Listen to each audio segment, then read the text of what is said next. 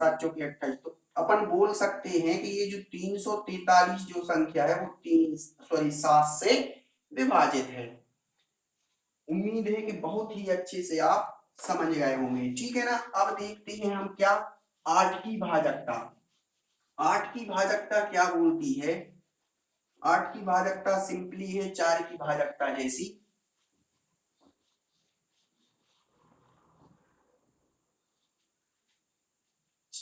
8 की भाजकता के लिए 8 की भाजकता क्या है? यदि संख्या के अंतिम 3 अंक, यदि संख्या संख्या की अंतिम 3 अंक, अंतिम 3 अंक 8 से यहां लिखेंगे 8 से विभाजित विभाजित हैं, तो वह संख्या 8 से विभाजित विभाजित होगी। बात समझ में आ रही होगी, नहीं आई है समझ में तो हम अभी समझा देते। या फिर संख्या के अंत में क्या हो? 3 जीरो हो। जैसे हमने यहां बोल दिया, कोई भी संख्या हमने लिख दी 2435, ठीक है, तो या तो आप अंतिम 3 अंक देख लो, ये 8 से विभाजित हैं, ठीक है, या फिर इस प्रकार की संख्या दे दे आपको कि 3 जीरो होना चाहिए, तो आप आंख बंद करके बता दो कि ये भैया 8 से विभाजित है, ठीक है ना। ये तो हो गई आपकी जीरो वाली कंडीशन। इसी प्रकार की आपकी कंडीशन 4 की भाजकता में पर भी लागू होती है, ठीक है, कि यदि आपकी 4 की भाजकता में क्या है, यदि किसी संख्या के अंतिम 2 अंकों में 4 से पूर्णतः भाग जाता है तो वो 4 से विभाजित होगा। और फिर क्या है, यदि आपके एक संख्या के लास्ट के यदि 2 अंक यदि जीरो हो, ठीक है, तो भी 4 से विभाजित होगी। बात समझ में आ रही होगी। तो यहाँ अब हम क्या करेंगे, ये तो 4 से विभाजित है क्योंकि यहाँ 3 जीरो है, ठीक है, तो हम ये 3 जीरो इसको थोड़ा सा हटा देते हैं ताकि आपको इसकी विपरीत कंडीशन पता चले, ठीक है। तो ये जीरो वाली कंडीशन हमने, यदि 3 जीरो मिल जाते हैं तो ये तो 4 से 8 से विभाजित होगी ही, ठीक है। अब हमको ये पता करना कि 8 से विभाजित है या नहीं है, ठीक है। तो हम अंतिम 3 अंकों में भाग दे के देखते हैं। यहाँ 435 है तो हम इसमें 8 से भाग देंगे, 8 पंचे 40, ठीक है, बचा कितना 3, तो हो जाएगा 35, तो कितना हो जाएगा 8 चौके 32, ठीक है ना, 8 चौके 32।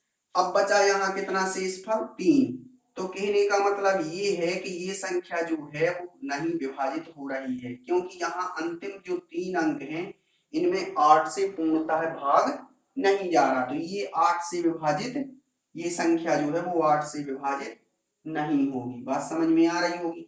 अब यहाँ शेषफल कितना बच रहा है 3, ठीक है, तो इसको हम 3 यदि हम कम कर दें, इसमें यदि हम यहाँ क्या कर दें 2, तो ये संख्या अब क्या बन गई 2432। अब इसमें भाग चला जाएगा, देखते हैं चेक करके, 432 में यदि हम 8 का भाग दें, ठीक है ना, तो 8 पंचे 40, बचा कितना 3, तो हो गए 32, 8 चौके 32, 8 दूनी 16, 8 तीन 24, 8 चौके 32, ठीक है ना। तो अब ये संख्या आपकी, अब इसको आप बोल सकते हैं कि ये विभाजित हो जाएगी। इसको अब हटा देते हैं क्रॉस की निशानी को, अब ये विभाजित हो जाएगी।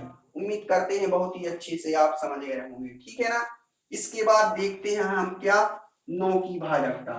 क्या देखते हैं 9 की भाजकता। 9 की भाजकता क्या होती है? 9 की भाजकता के लिए आपको वही 3 वाली भाजकता याद रखना जरूरी है। यदि आपकी 3 की भाजकता पता है तो 9 की भाजकता भी सेम है, कोई डिफरेंस नहीं है उसमें, ठीक है। 3 की भाजकता आपको हम फिर से रिमाइंड करा दे, 3 की भाजकता क्या बोलती है? 3 की भाजकता बोलती है यदि किसी संख्या के अंकों का जो योग है, यदि वो अंकों का योग 3 से विभाजित होता है तो वो संख्या जो है वो 3 से विभाजित हो जाएगी। इसी प्रकार 9 है, 9 की भाजकता भी क्या बोलती है? 9 की 9 की भाजकता क्या बोलती है? यदि यदि संख्या के अंकों का योग 9 से विभाजित, यदि संख्या के अंकों का योग 9 से विभाजित है तो वह संख्या 9 से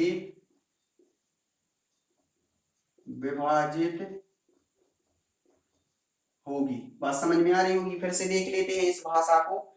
यदि किसी संख्या के अंकों का योग 9 से विभाजित है, वही 3 वाली भाजकता इस पर भी लागू होती है। बात समझ में आ रही है। 3 की भाजकता ही, जैसे 3 की भाजकता है वैसे ही 9 की भाजकता है। तो उसमें भी अंकों का योग यदि 3 से विभाजित होता है तो वो संख्या 3 से विभाजित होगी। और यदि 9 की भाजकता भी बोलती है यदि अंकों का योग 9 से विभाजित है तो वो संख्या भी 9 से विभाजित हो जाएगी। बात समझ में आ रही होगी। अब यहाँ हम एग्जाम्पल ले लेते, उदाहरण ले लेते हैं। जैसे हमने ले लिया 34,538। ठीक है, अब इसको हम चेक कर लेते हैं कि ये विभाजित है कि नहीं है। ठीक है ना, तो यहाँ हम जोड़ते हैं 8 और 3 कितने हो जाएंगे 11, 11 और 5 16, 16, 16 4 20, 20 और 3 कितने हो जाएंगे 23। बात समझ में आ रही होगी। अब 23 के लिए अब ये तो विभाजित नहीं होता है 9 से। बात समझ में आ रही। अब हमें इस संख्या को यदि थोड़ा सा इसमें चेंज करके हम इस संख्या को विभाजित बनाएं तो हमें यदि इसमें हम क्या करें, या तो हम इसमें से 5 माइनस कर दें। बात समझ में आ रही है। तो यहाँ यदि हम इसको विभाजित करना है इस पूरी संख्या को तो हम क्या करें, इसको संख्या में चेंज करते हैं। ठीक है ना, तो हम 5 की जगह क्या कर दें हम यहाँ 0। तो अब ये क्या हो जाएगा आपका, कितना हो जाएगा 34,038। 34,038 जो है वो अब आपकी संख्या बन चुकी है। अब इसको हम देख लेते हैं, इनके अंकों का योग जोड़ लेते हैं कितना है। ठीक है ना, तो 8 और 3 कितना हो जाएगा 11, 11, 11 और 4 कितना हो जाएगा 15, 15 और 3 कितना हो जाएगा 18। बात समझ में आ रही है ना जी। 18 हो गए और जी आपके 9 है, 9 से पूर्णतः विभाजित हो गए 2 बार। तो ये संख्या भी आपकी, अब ये आपको विभाजित संख्या बना ली आपने वो अंकों को चेंज करके। अब आपकी 34,038 जो है वो संख्या आपकी 9 से विभाजित हो जाएगी। बात समझ में आ रही है ना। यदि आपको समझ में आता है ना तो चैनल को सब्सक्राइब जरूर कीजिएगा। अब देखते हैं हम 10 की भाजकता। 10 की भाजकता सिंपली कुछ नहीं है, इसमें 10 की भाजकता बिल्कुल इजी है। यदि आपकी संख्या के इकाई का अंक यदि आपका 0 है तो 10 से विभाजित होगी, नहीं तो नहीं होगी। फिर भी हम देखो ये यहाँ समझा देते हैं। 10 की भाजकता 10 की भाजकता 10 की भाजकता यदि संख्या की इकाई का अंक 0 है तो 10 से विभाजित होगी। ठीक है ना, यदि संख्या की इकाई का अंक क्या है 0 तो 10 से विभाजित वह संख्या हो जाएगी। जैसे हम यहाँ एग्जाम्पल के तौर पे यहाँ ले लें हम 20,400 कितना 80। जी हमने ले लिया 20,480। अब इसके इकाई का अंक क्या है 0, तो हम आंख बंद करके बोल सकते हैं कि ये 10 से विभाजित है। अब हमको इसको यदि संख्या में बदल करके कुछ चेंज करके हमको जो ऐसी संख्या बना दें जो विभाजित ना हो, तो यदि हम यहाँ क्या कर दें 1, तो अब इसके इकाई का अंक क्या हो गया 1 हो गया। ठीक है ना, 1 हो गया तो अब ये 10 से विभाजित नहीं होगी। बात समझ में आ रही होगी। इस उदाहरण से आप समझ गए होंगे। ठीक है, अब आज की इस क्लास में एक लास्ट भाजकता और बचती है, जो है 11 की भाजकता। 11 की भाजकता के लिए आपको देखो क्या करना है। 11 की भाजकता हम इस प्रकार से समझते हैं, यदि किसी संख्या, समझना मेरी बात को, यदि किसी संख्या की सम और विषम, ठीक है ना, सबसे पहले लिख लो इसकी थोड़ी सी, 11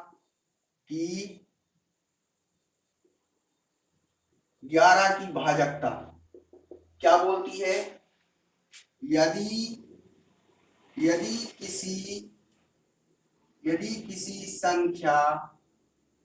किसी संख्या के सम एवं विषम स्थानों का अंतर 0 या 11 का पहाड़ा है तो वह विभाजित होगी, नहीं तो नहीं होगी। यदि किसी संख्या के सम एवं विषम स्थानों का अंतर क्या है, सम और विषम, यहां लिख लो, यदि किसी संख्या के सम एवं विषम स्थानों के योग का अंतर, यहां लिखेंगे आप के योग का अंतर। बात समझ में आ रही होगी। अब देखो इसको थोड़ा सा हम एग्जाम्पल के थ्रू समझाते हैं। जैसे हमने यहाँ 4-6 अंक की कोई संख्या ले लेते हैं, 34, 35, 45। थोड़ी इसको कैसे लिखते हैं, थोड़ी फैला के लिखते हैं। यहाँ लिखते हैं हम 34, यहाँ लिखते हैं हम 35, ये है आपका 45, ठीक है ना। अब देखो यहाँ इसके सम स्थान कौन से हैं और विषम स्थान कौन से हैं। देखो ये जो 1 नंबर पे लिखा है ये आपका कौन सा है, विषम, तो ये होगा आपका विषम और ये होगा विषम। 1 2 3 4 5, यानी जे आपके कौन से हैं, विषम स्थान, और सम कौन से हैं आपके, जे वाले, जे आपके कौन से हैं, सम स्थान। यानी 2 नंबर पे 4 लिखा है और यहाँ 4 नंबर पे 5 लिखा है और 6 नंबर पे 5 लिखा है, तो अब इनको हम जोड़ लेते हैं, ठीक है ना। तो सम स्थान जो है, सम स्थानों का जो योग है वो कितना है, हम देख लेते हैं। यहाँ सम स्थानों का योग कितना है, तो यहाँ देखो कितना है, 3 और 3 6, 6 और 4 कितना हो जाएगा, 10। ये तो हो गया आपका कौन से, ये हो गया आपके विषम स्थानों का योग, ठीक है ना। यहाँ ऊपर लिख देते हैं विषम स्थानों का योग हो गया, ठीक है। अब सम स्थानों का योग कौन सा है, जी वाला है सम स्थानों को, 4 और यहाँ कितना है 5, 9 और 5 कितना हो जाएगा, 14। तो सम जो है, सम का योग कितना है, सम का योग है भैया 14। बात समझ में आ रही होगी। अब इनको जब हम माइनस करेंगे तो कितना बचेगा, 4, ठीक है, जो कि इस कंडीशन को फॉलो नहीं करता। तो ये संख्या हम बता सकते हैं कि ये 4 से विभाजित, सॉरी 11 से विभाजित नहीं होने वाली है।